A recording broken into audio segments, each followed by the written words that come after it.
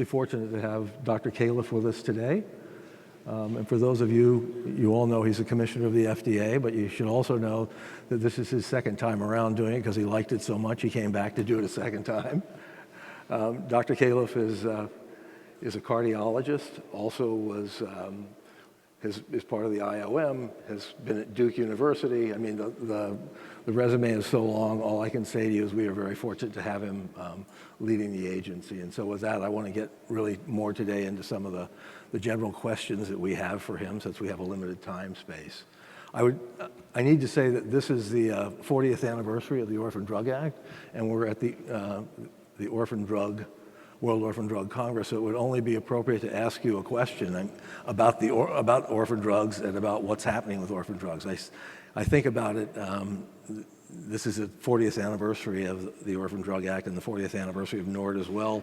Prior to the Orphan Drug Act, about 40 drugs developed. Orphan Drug Act put in place in '83. We have, 660 now approved therapies. So, I mean, a really remarkable piece of legislation. So I want to ask you, are there other things like that going on at the FDA right now? This is sort of a global, big world question. Are there things that the FDA is doing that we're not aware of that's exciting, that are similar to, or that can have impacts like the Orphan Drug Act? And what are your thoughts about the ODA?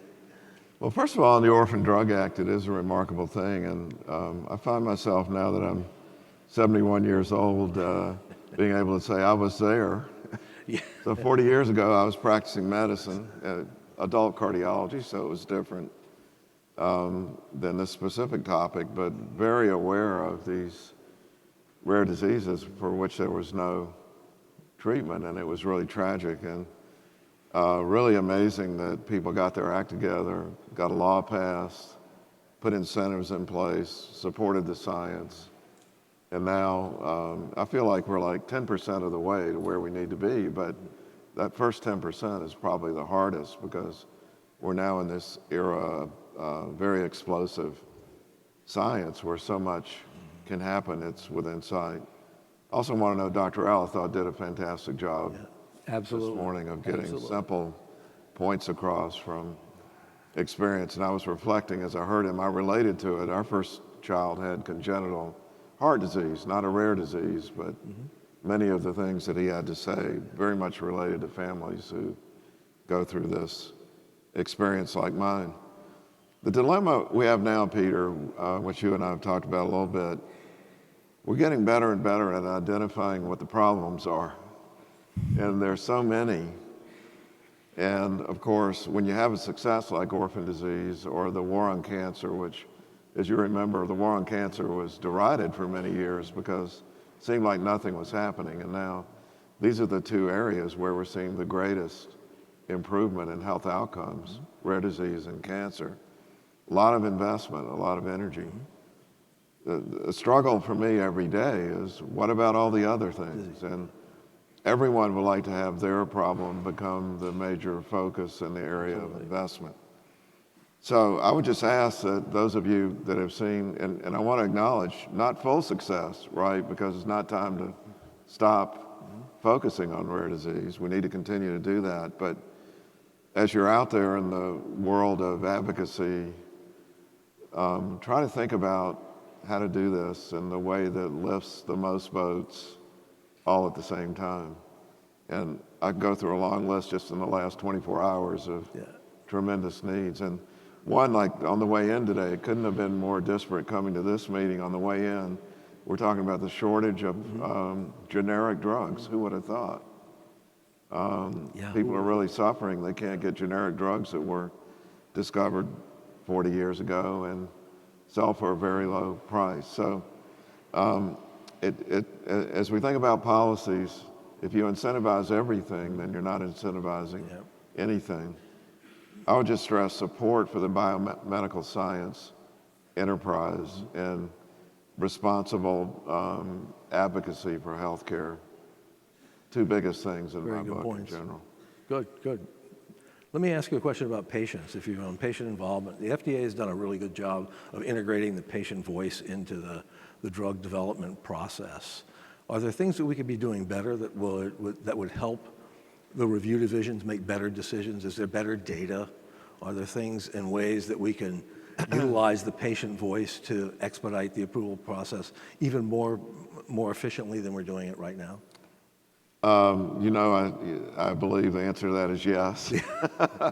And I commend this community for putting together a network, a clinical research network, which, this has been, my career has been devoted to clinical practice and clinical research. And, the quip I like to use is the amount of heat generated by an FDA decision is inversely proportional to the quality of the evidence. So when we have really high quality evidence, it's so much easier to make a good decision and know you're making it.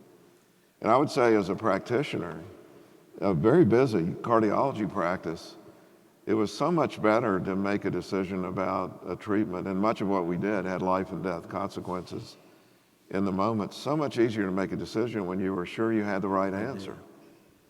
So, and I think Dr. Al did a good job of mentioning the dilemma of control groups and the ethics of when you should make something available to the general population versus only in a clinical trial.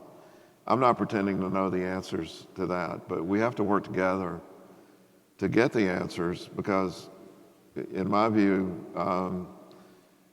offering a treatment to someone, especially if it's expensive, if it turns out to be ineffective or dangerous, is a terrible thing. In this set of diseases that we're dealing with here, the community has spoken, and I think rightly so, that people are willing to take more risk to get earlier option, but that means we got to somehow figure out how to get the evidence as it comes in, because we don't want an older treatment that's not so effective to crowd out something that could be new and make a big difference. And there's no easy answer to this. We've got to work together, and I think the patient advocates are going to be the most powerful people in this effort. They certainly have a strong voice and want to be. So we just want to make sure that we do things that, as you said, raise all boats. The tide raises the water for everyone, and making sure that we're efficient, accurate, and providing the best kind of data. I mean, we actually are working, NORD is right now with the FDA, on some educational programs to help educate patients about what's the right way to do it. And I think more and more of that is important, as to your point, as we're moving forward. I really want to commend you and appreciate those efforts. Yesterday I had a little altercation in the Society for Clinical Trials that's going on not far from here, and someone got up and said, well, you guys were pressured into making that decision about Alzheimer's disease. And we had a pretty lively exchange, which is fine with me because we need to talk about these things. And I can't think of a better way to make these decisions than full-time civil servants who don't have a financial conflict of interest. You can disagree with a decision, but as we got into it, I said, what we want is for people to be active. And it's part of our jobs at FDA to listen, but it's also part of our job to be objective in our decision making. And I think, we're not perfect, but in general, we do that well. But I also said, the worst thing is when you have a serious disease and the advocacy group is not effective. As you can see it, that effective advocacy groups make a big difference. Attracting investment into the field, improving the science, getting the trials done. So as people advocate, I hope they'll also look out for their brothers and sisters who have other diseases and help them figure out how to do it well. I think that's an important function for NORD and for other successful advocacy groups, to take other new advocacy groups under their wing and teach them how to be effective advocates. Really important, and I know it makes it easier for the FDA when you have that type of advocate coming through the door. Let me shift gears for a second and ask you a question about Inflation Reduction Act, because I get this question now all the time.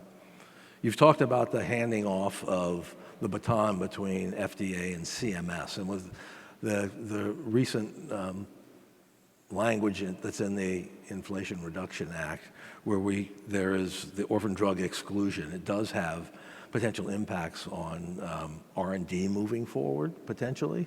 And so wondering what the FDA is doing to try to help move that along with CMS. And I can say, God bless you, I've had some meetings with CMS. I understand. Hope there's nobody from CMS in the room, but Well, I can't talk about specifics Yeah. in ongoing discussions. It's well known that when you write a big piece of legislation, there's repair work that often needs to be done in follow-up, and I just can't, I'm not at liberty to say exactly what I think needs to be repaired, but it's fair to say we have a lot of discussions with CMS. The back and forth has picked up, and I think historically it's been an error in the United States that we've treated FDA and CMS like entirely different universes.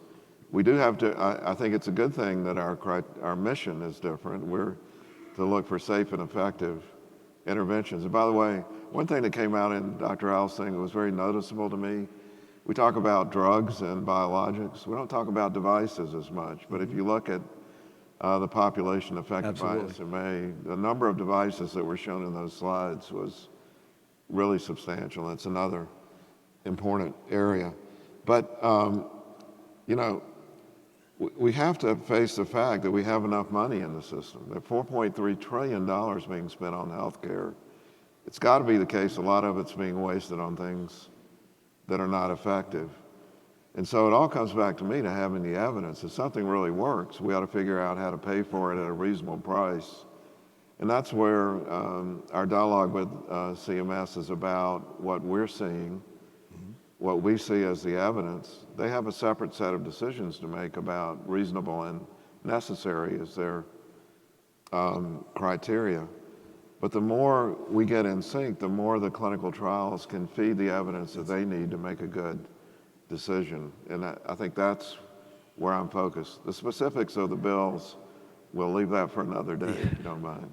Not at all, not at all. Let me shift to one other topic that's important right now in the marketplace, and that's cell and gene therapies. What steps is the agency taking now to support this new space, if you will? It's such an important area, and I'm a little biased because I had a chance to oversee the placental stem cell facility at Duke when I was an institutional official.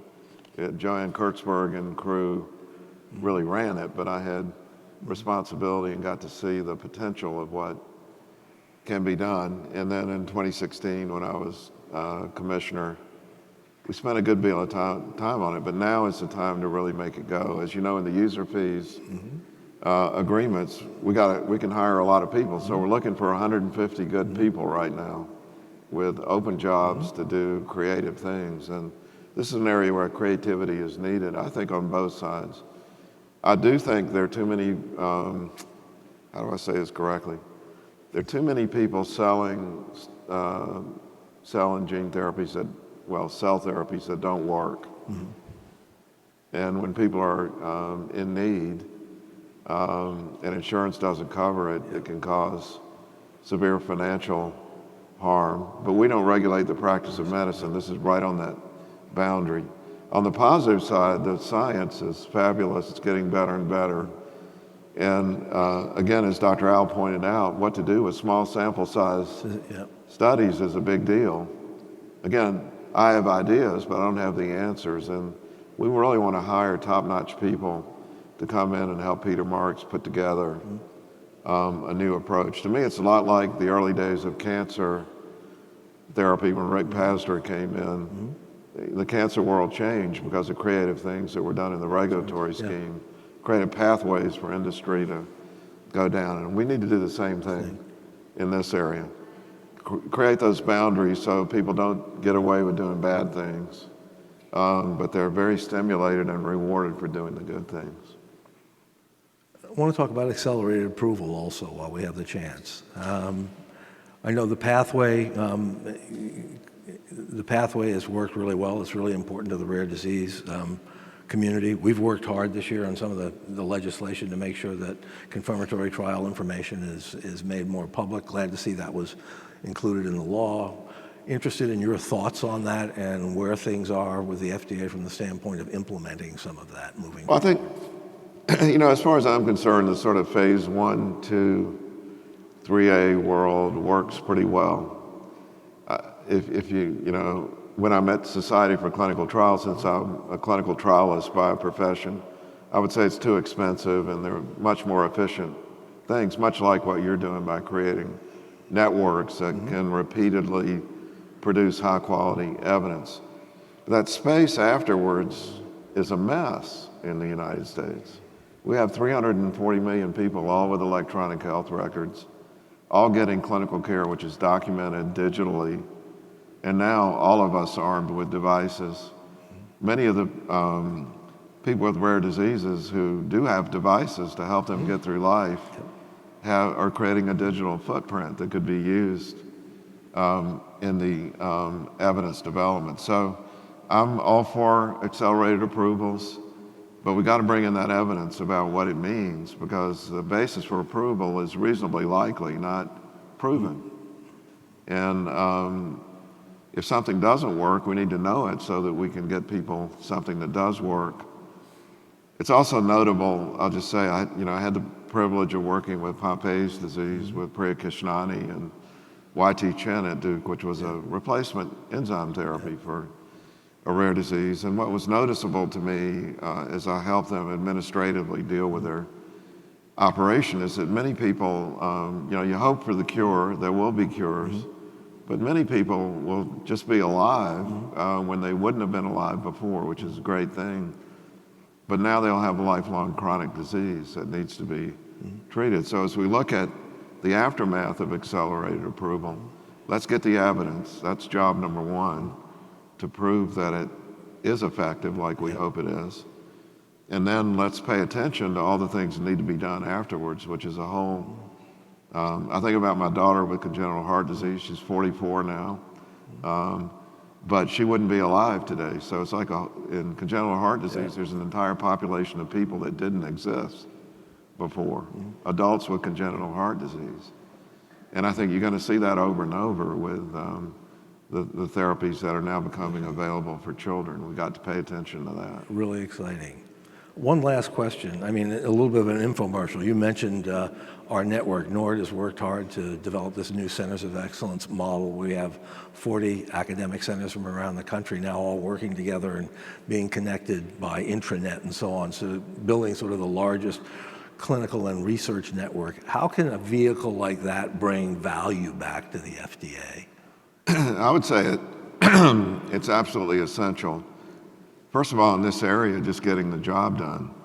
I always think back to when I was developing clinical research networks in heart disease. As I became more and more of a leader, I became an administrator and an academic administrator. So my kids looked up the word academic. What does it really mean? It means of theoretical interest, but of no practical importance. So I would say keep it non-academic, because these academic leaders, they're where they are because they think big thoughts. But getting clinical research done is very much a pragmatic issue. Get the evidence about what works and what doesn't, and then we'll be forever grateful. But if you create the model to herd all these cats, because academics are cats also, they like to be individualistic. They like to think they're better than the guy next door or the woman next door. We should all be in this together, as a point that's made over and over, answering these questions. Drugs and devices are inert objects. They're not people, and we tend to get invested in the drug or the device. We ought to be invested in the things that work and get rid of the things that don't work as quickly as we can. Agreed. I think having run an large academic hospital, I understand the model, and so I think for me, it's probably my final challenge is trying to make that work. We are out of time, and so I just want to thank you for what you do. I want to thank you for your leadership. I want to thank you for being a good friend of the rare disease community, and have enjoyed this today. So wish you the best for the rest of your day today. I know you have a very busy one, so I want to let you go. I wouldn't want you to have to go to the meetings I have to go to today, let me tell you. But I'm happy, that's fine. I do want to put in one word. We need to get the debt ceiling resolved. Oh, yeah. Because if you want to have a problem, if the government shuts down, I won't be able to pay people to review the applications that are in play, and that's imminent. So if you know someone to talk to about putting the pressure on, I mean, literally, we've been through this before. When the government shuts down, people are not allowed to turn on their Yeah, computers. that's right. So shout your voices out. It's not too far away down there that things need to happen. We can all march down there, actually, at the end of this conference and do that. So, again, thank you very much. Thanks, everybody. Thank Dr. Califf for being here. I got this feeling inside my bones.